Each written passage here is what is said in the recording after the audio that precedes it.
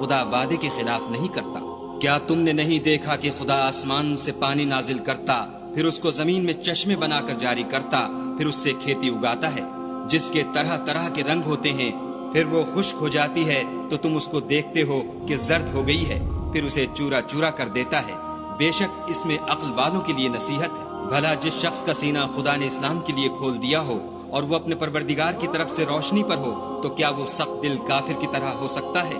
بس ان پر افسوس ہے جن کے دل خدا کی یاد سے سخت ہو رہے ہیں، اور یہی لوگ صریح گمراہی میں ہیں۔